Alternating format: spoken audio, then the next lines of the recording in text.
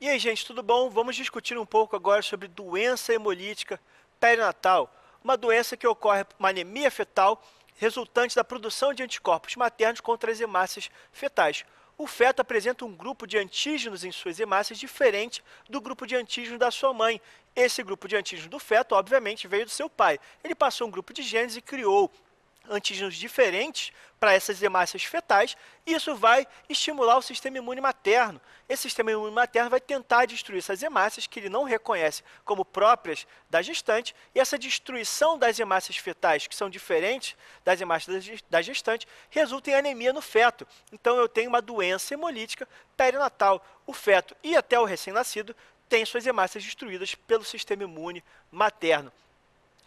Eu preciso saber de dois sistemas principais que resultam em doença hemolítica perinatal. Começando pelo sistema ABO, ou sistema, na verdade, de AB0, eu tenho o antígeno A, o antígeno B nas hemácias fetais, ou não tenho nenhum nem outro, que seria a paciente que tem o tipo sanguíneo do grupo 0. Essa é a forma mais comum de doença hemolítica perinatal. Então, os anticorpos contra o sistema B0 resultam na forma mais comum de doença hemolítica perinatal em até 25 a 30% de todas as gestações. Ou seja, é muito comum. Agora, você acha que 25 a 30% dos bebês estão grávidos por aí, com anemia grave?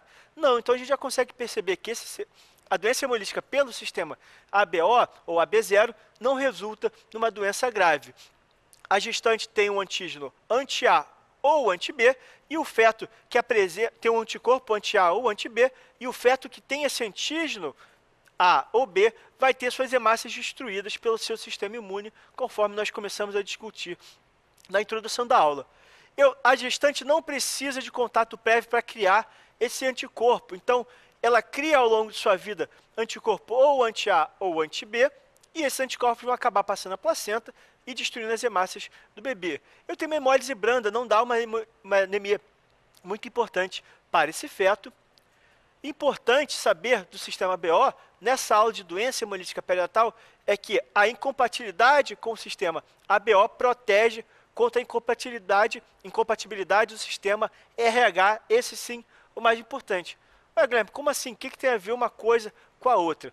Como a paciente não precisa de contato prévio para criar esses anticorpos anti-A ou anti-B, assim que o sangue do feto entra em contato com a circulação materna, esses anticorpos aqui que já estão formados irão destruir essas hemácias fetais. E nós vamos ver que no sistema RH eu preciso do contato prévio da gestante com o sangue fetal para formar esses autoanticorpos. Então, como eu destruo muito rápido essas hemácias por causa desses anticorpos anti-A ou anti-B, não dá tempo de sensibilizar para o grupo RH. Então, ter incompatibilidade do sistema ABO protege contra a incompatibilidade do sistema RH. Isso é o mais importante, quase nunca o sistema ABO cai em prova, porque é muito brando. Eu posso ter aquela icterícia neonatal, leve o bebê fazer aquele banho de luz lá, e não acontece coisa muito grave de um modo geral, quando eu tenho esse tipo de incompatibilidade. Diferente do sistema RH. O sistema RH ele é composto por antígenos do grupo, antígenos chamados D, C e E. O antígeno D ele é o mais importante deles e é o que causa a doença grave, a doença hemolítica perinatal da forma mais grave. Eu preciso, para criar um anticorpo ou anti-D, ou anti-C, ou anti-E, eu preciso que a hemácia de um feto que tem algum desses antígenos entre em contato com a circulação materna, ela vai ser sensibilizada, vai criar autoanticorpos, vai criar anticorpos contra essa hemácia, e esses anticorpos irão cruzar a placenta para destruir as hemácias do feto. Então eu preciso do contato prévio, diferente do sistema BO, que todo mundo cria o anti-A ou o anti-B, independente do contato prévio. Então lembre-se disso, eu preciso do contato prévio no sistema RH e não preciso no sistema ABO. No sistema RH eu tenho uma coisa interessante que chama variante DU. Essa variante DU é uma expressão fraca do antígeno D. Quando eu faço lá a tipagem sanguínea da paciente, eu vejo como resultado assim, sistema RH negativo, como se essa paciente fosse RH negativo.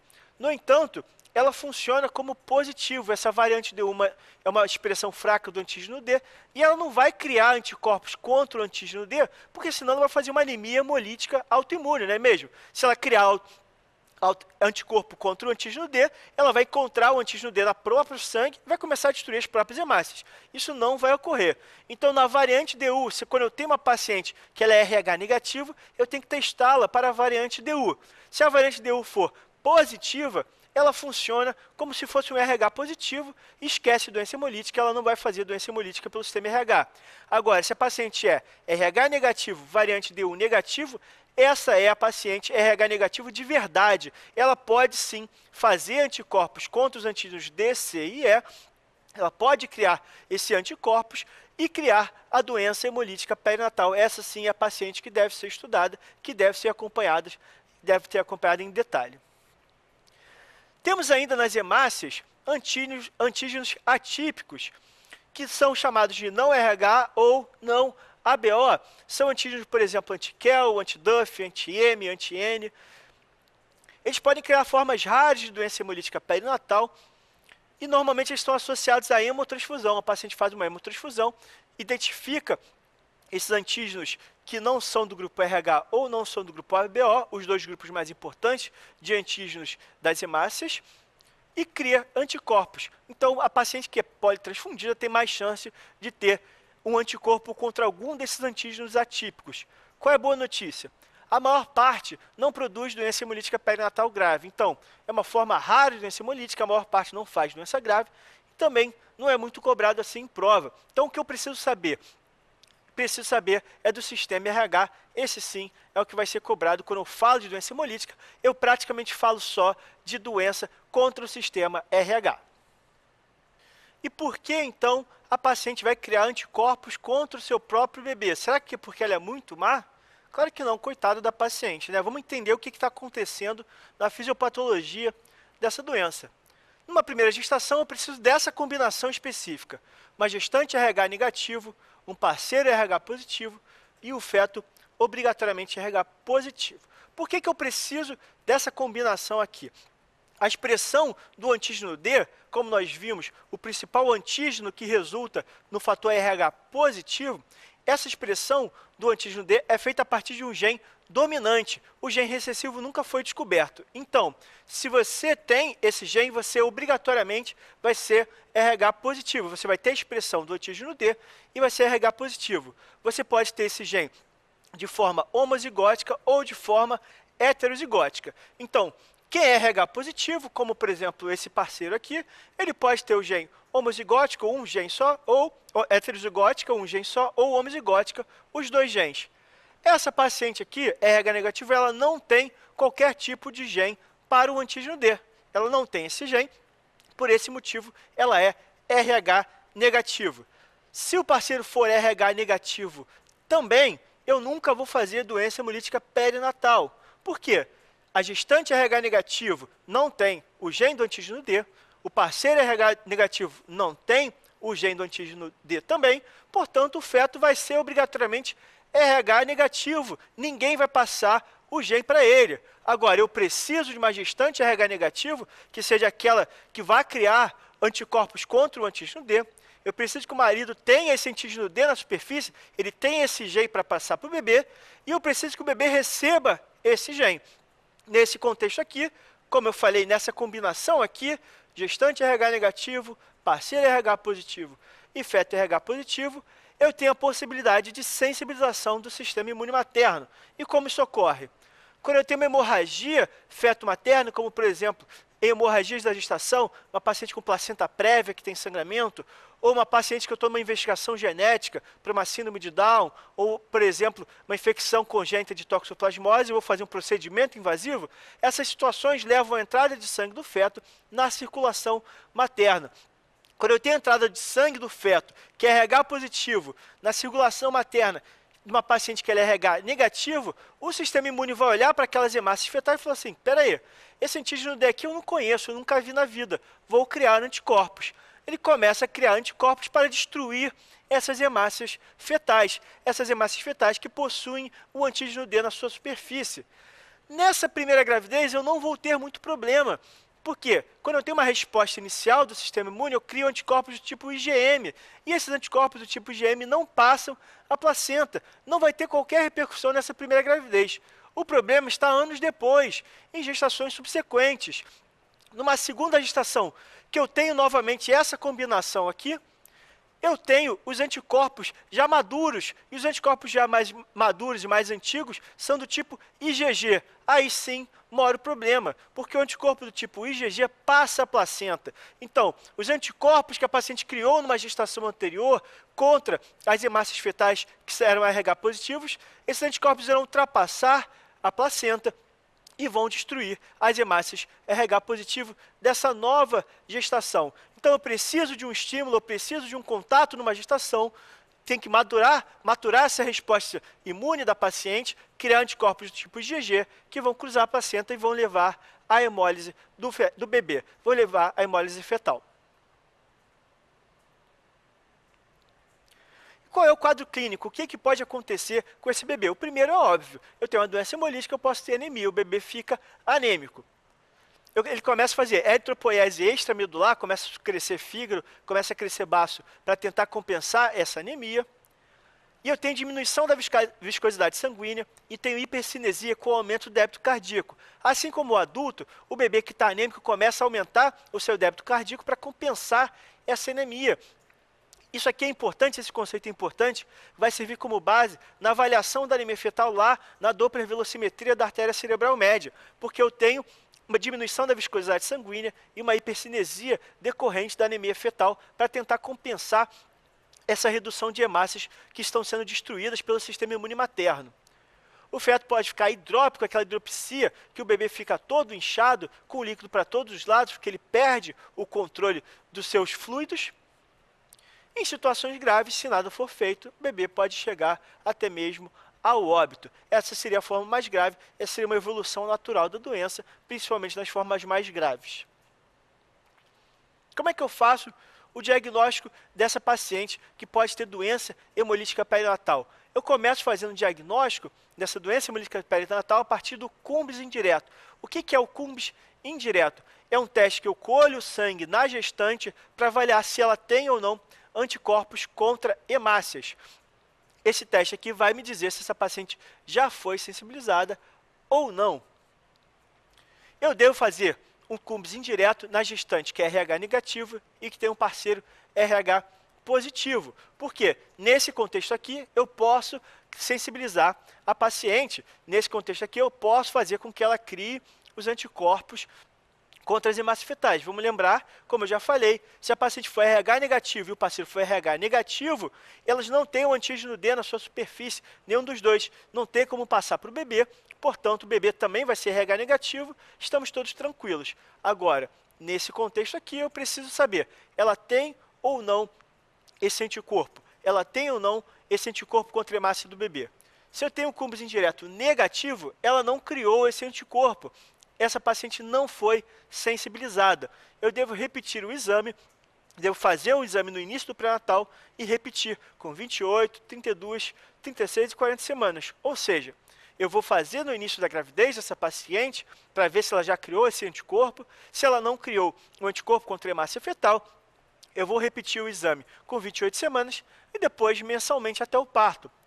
Devo fazer também após o parto, para saber se houve contaminação ao longo da gravidez dessa paciente. Então, essa paciente aqui com Cumbis indireto negativo deve ser acompanhada dessa forma.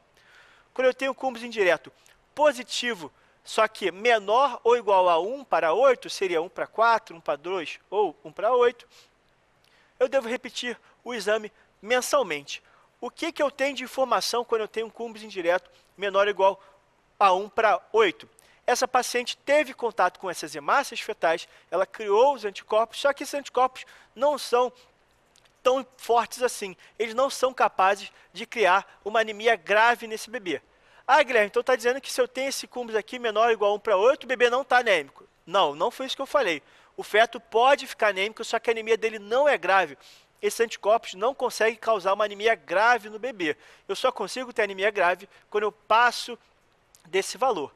Então, quando eu passo de 1/8, ou seja, 1/16 para cima, eu tenho que avaliar a anemia fetal. Eu tenho que avaliar se esse feto está anêmico, porque esse feto, sim, pode ter uma anemia grave. Então, valores baixos de cúmulos indireto me informam que a paciente já teve contato com a hemácia fetal, que é RH positivo, ela já criou o anticorpo, só que essa resposta imune não é muito forte, ela não é capaz de causar uma anemia grave. Agora, se eu tenho valores elevados do cúmulos indireto, eu tenho uma resposta imune mais imponente, que pode resultar em complicações importantes para o bebê. Como é que eu vou avaliar a anemia? Como é que eu vou avaliar esse bebê quando eu tenho um cúmbis maior do que 1:8? Eu posso fazer a espectrofotometria. É uma forma de predição da anemia, só que é um exame invasivo. Ele consiste em eu colher o líquido amniótico e avaliar, estimar a concentração de bilirrubina a partir da diferença de densidade ótica. Então, eu vou lá com uma agulha, vou fazer uma amniocentese de uma forma similar ao que eu faço na avaliação genética lá do cariótipo do bebê, na avaliação genética, do aconselhamento genético desse bebê, colho o líquido amniótico, vejo a diferença de densidade ótica.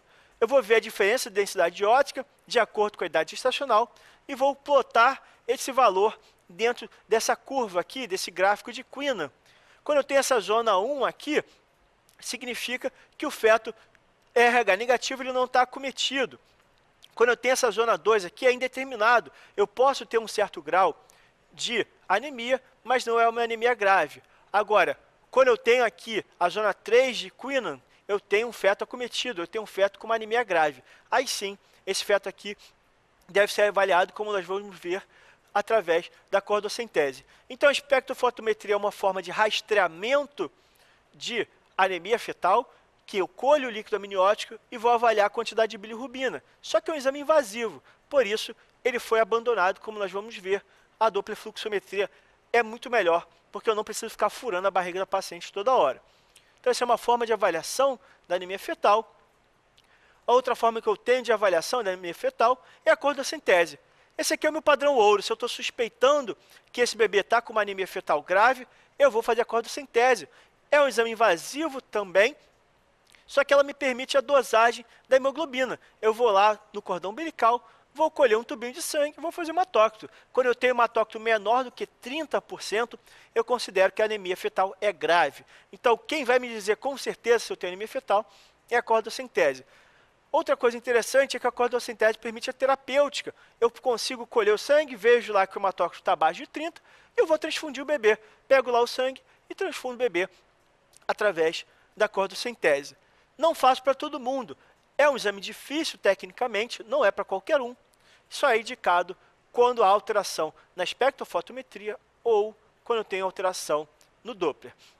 Então, é um exame normalmente recomendado para casos mais graves de anemia fetal. Então, aqui é a representação da cordocentese. Eu vou fazer o exame guiado por ultrassonografia. Vou lá na veia umbilical e vou colher o sangue, vou ver se tem anemia, vou confirmar, é o meu padrão ouro. E caso tenha realmente essa anemia, eu vou lá e vou transfundir esse bebê. Então, é o padrão ouro e serve para terapêutica. E temos a Doppler velocimetria aqui, muito cobrada em prova e muito utilizada para esse fim de avaliação da doença hemolítica perinatal. Esse aqui é o exame de rastreamento de escolha. Ele disputava com a espectrofotometria, só que a espectrofotometria é um exame invasivo e o Doppler não. E eles têm uma sensibilidade muito parecida, inclusive o Doppler parece ter um pouquinho melhor do que a espectrofotometria. O que consiste na avaliação do Doppler? Consiste no estudo da resposta hemodinâmica do bebê, no estudo da resposta hemodinâmica desse feto. Lembra que quando o feto faz anemia, ele tem uma circulação hiperdinâmica de resposta, eu aumento o débito cardíaco, eu tenho uma hipercinesia? Então, eu vou fazer o Doppler, eu vou pegar aqui ó, a artéria cerebral média, que está ali no polígono de Willis, eu vou incionar essa artéria e vou calcular a velocidade do sangue que está passando na artéria cerebral média. A partir dessa velocidade da artéria cerebral média, eu vou calcular o múltiplo da mediana e vou colocar de acordo com a idade gestacional.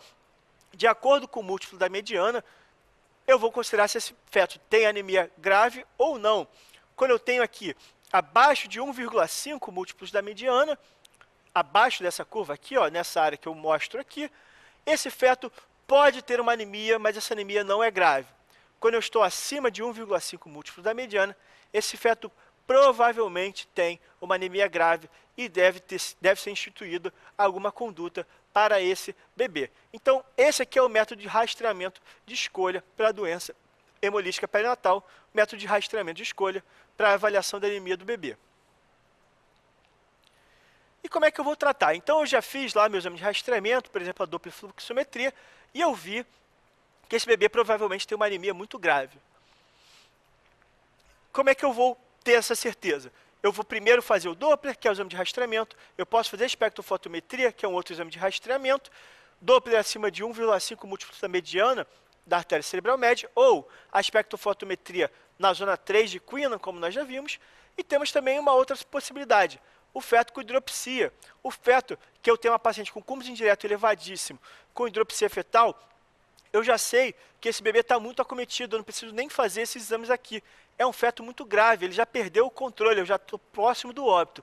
Esse bebê aqui, eu já considero que ele provavelmente tem uma anemia fetal grave, e aí eu vou partir ou para a transfusão intrauterina, ou para o parto. Então, se no meu método de rastreamento ou na hidropsia fetal, eu considero que esse bebê tem uma possibilidade de doença grave, vou ter duas possibilidades. Transfusão intrauterina, através da cordocintese, ou fazer o parto, aí eu vou dar para o pediatra, e o pediatra que vai tratar o bebê através da ex-sanguíneo com transfusão.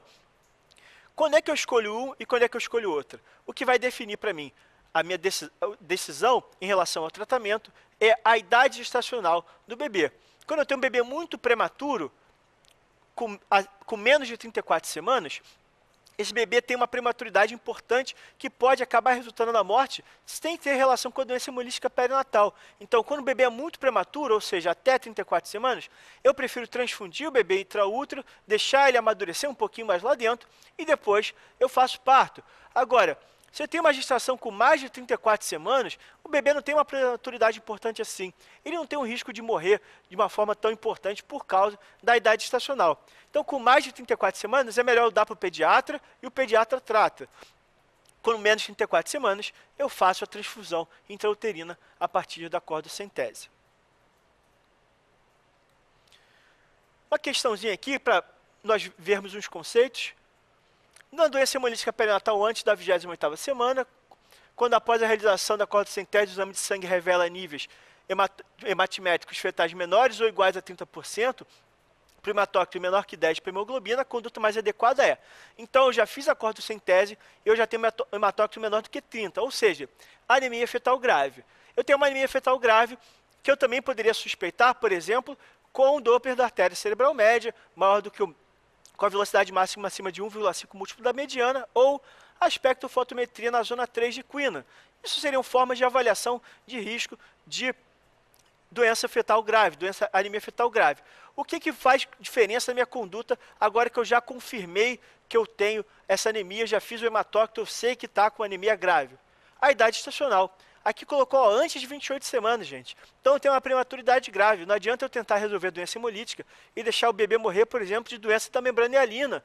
O bebê tem uma enterocolite necrotizante. Então, eu tenho que deixar esse bebê crescer aí dentro. Tem que ganhar mais tempo. Como é que eu ganho mais tempo? Transfusão intrauterina. Esse bebê vai ser tratado intraútero para depois a gente pensar no parto. A interrupção imediata da gestação seria considerada num quadro similar com mais de 34 semanas. Eu obrigatoriamente vou chegar sempre em todos esses passos?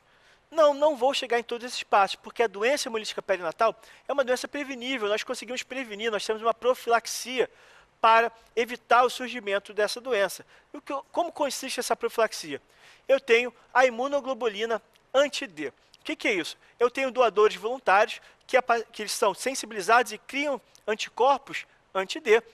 Esses anticorpos, a gente junta esses anticorpos e nós damos para a gestante. Então, toda vez que eu tenho a entrada de sangue fetal na circulação materna, eu faço essa imunoglobulina anti-D para ela, e os anticorpos, que não são dela, são anticorpos exógenos, eles vão destruir as hemácias do feto antes que o sistema imune da gestante crie esses anticorpos e ele seja sensibilizado. Ou seja, nós temos anticorpos que estão vindo de fora, que vão impedir que o sistema imune perceba que as hemácias do feto, essas hemácias com antígenos de D na superfície, consigam ativar o sistema imune da gestante. Então, eu dou a imunoglobulina anti-D para essa paciente toda vez que eu tenho entrada de sangue do feto na circulação materna.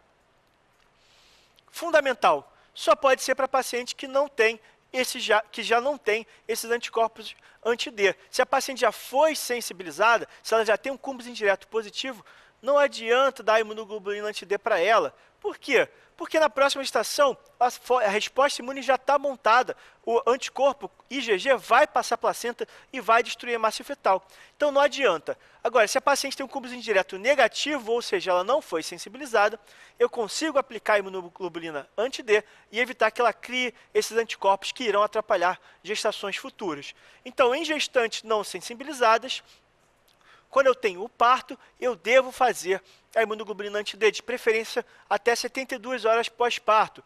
Existem alguns relatos que existe algum certo funcionamento até 28 dias após o parto, mas a preferência é que isso ocorra após até no máximo 72 horas. Lembrando que o parto é o momento com maior quantidade de entrada de sangue fetal na circulação materna. Então eu não posso esquecer, gestante não sensibilizada após o parto, eu tenho que fazer imunoglobulina anti-D para ela. Quando eu tenho hemorragia na gestação, por exemplo, a paciente com placenta prévia, a paciente sangra muito na gravidez, sangramento recorrente, eu tenho que considerar fazer a profilaxia com a imunoglobulina anti-D. Paciente submetida a procedimento invasivo, por exemplo, a paciente vai fazer uma amniocentese para o diagnóstico de um cariótipo fetal, para avaliação, por exemplo, de uma infecção congênita de toxoplasmose. Vai fazer procedimento invasivo, ela é RH negativo, ela tem um cúmulo direto negativo, não foi sensibilizado, eu tenho que fazer imunoglobulina para, caso entre hemácias fetais na circulação materna, elas serão destruídas pelos anticorpos que eu estou dando para ela e o sistema imune vai ficar quietinho, não vai ser sensibilizado. E temos ainda uma recomendação de fazer com 28 semanas para todas as gestantes não sensibilizadas. Essa aplicação com 28 semanas, eu reduz a sensibilização materna de 2% para 0,1% ao longo da gestação, porque é possível que essa sensibilização ocorra mesmo que eu não tenha parto, mesmo que eu não tenha hemorragia na gestação, mesmo que eu não tenha procedimento invasivo. É possível essa sensibilização ao longo da gravidez e alguns autores recomendam essa aplicação universal para as pacientes não sensibilizadas com 28 semanas. Isso protegeria essa paciente até 40 semanas, quando provavelmente deve acontecer o parto, e aí eu deveria avaliar a necessidade de reaplicar essa imunoglobulina para a paciente. Isso aqui não é consenso, por exemplo, o Ministério da Saúde não libera para todas as pacientes com 28 semanas, mas muitos autores, principalmente da literatura americana, recomendam esse tipo de aplicação. Após o parto, eu posso avaliar se eu tenho ainda anticorpos circulantes quando eu faço essa vacina aqui com 28 semanas e posso avaliar também se a imunoglobulina que eu fiz, considerando que eu não fiz essa imunoglobulina com 28 semanas, eu apliquei após o parto, eu posso avaliar se essa imunoglobulina aqui foi eficaz. E como é que eu faço isso? A partir do teste de Kleihauer ou através da avaliação do cúmulo indireto. O teste de Kleihauer consiste em buscar hemácias fetais na circulação materna. Então, se eu faço a imunoglobulina lá com 28 semanas, a paciente tem o parto, eu faço o teste de Kleihauer e eu não acho nenhuma hemácia fetal, significa que essa imunoglobulina aqui destruiu todas as hemácias fetais e não tem nada ali, não tem nada para sensibilizar o sistema imune. Se eu faço a imunoglobulina com 28 semanas e a paciente continua com cúmulo indireto positivo, significa que eu estou identificando essas imunoglobulinas aqui, esses anticorpos daqui. Então essa paciente não precisaria repetir a imunoglobulina. Agora, se eu faço com 28 semanas, chega no momento do parto e eu tenho um teste de Kleihauer positivo, ou seja, eu vejo hemácias fetais na circulação materna, eu tenho um cúmulo indireto negativo, ou seja, eu não tenho anticorpos na periferia, apesar de eu ter aplicado com 28 semanas, essa paciente está suscetível à contaminação, está suscetível à sensibilização. Essa paciente deve receber a imunoglobulina. Uma outra situação, alguns autores recomendam o teste de Kleihauer em todas as pacientes após o parto, porque em torno de 1%, aquela imunoglobulina que eu aplico de 300 microgramas não seria suficiente para neutralizar todas as hemácias fetais. Esses 300 microgramas são suficientes para neutralizar 30 ml de hemácias fetais. Só que em 1% dos partos, eu vou ter mais de 30 ml de hemácias fetais na circulação materna. Com isso, o teste de Kleihauer vai ser positivo, mesmo eu fazendo hemoglobina após o parto. Então, o teste de Kleihauer positivo significa que eu preciso de mais imunoglobulina. Não foi suficiente. Seria uma forma de avaliação da minha resposta da imunoglobulina, avaliação da minha resposta da imunoprofilaxia para essa paciente. Então, lembre-se, nesse contexto, entrou sangue na circulação, sangue fetal na circulação materna, eu tenho que proteger ela, eu tenho que evitar que o sistema imune crie uma resposta contra essas hemácias fetais para não atrapalhar a minha gestação futura. Essa questão é boa aqui, que vai fazendo uma jogadinha em relação à imunoglobulina, quando que eu vou utilizar a imunoglobulina anti-D em uma mulher RH negativo. A letra A coloca paciente com cúmbis indireto negativo, beleza, ela não foi sensibilizada, com aplicação até no máximo de 72 horas após o parto, até aí tudo bem, só que coloca parto de recém-nascido RH negativo. Se o recém-nascido RH negativo, ele não tem o antígeno D, ele não tem o fator RH expresso nas suas hemácias.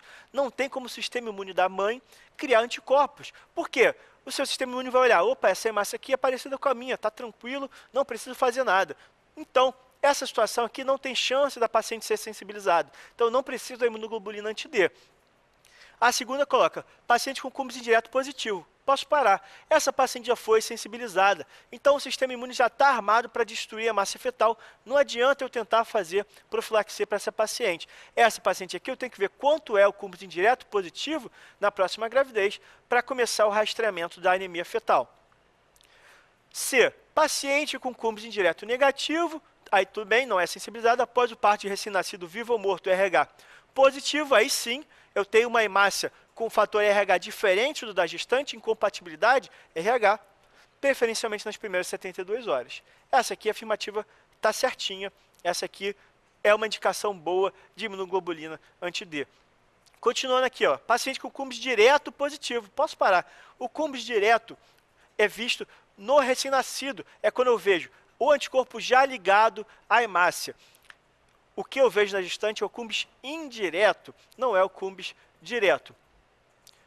E a letra E diz, se o pai do recém-nascido for desconhecido, não a fazemos pelo alto custo. Não, na dúvida a gente vai acabar fazendo nos casos de hemorragia na gravidez, nos casos de procedimento invasivo. Agora, depois do parto, se a paciente é RH negativo, eu vou esperar ver qual é a tipagem sanguínea do bebê. Se ele for positivo, eu faço. Se ele for negativo, eu não faço. Então, se o pai for desconhecido, eu tenho que fazer nas situações intraútero, que eu não sei qual é a tipagem sanguínea do bebê, ou se eu sei qual é a tipagem sanguínea do bebê, vou avaliar se há necessidade ou não da minha imunoglobulina. Tranquilo, gente?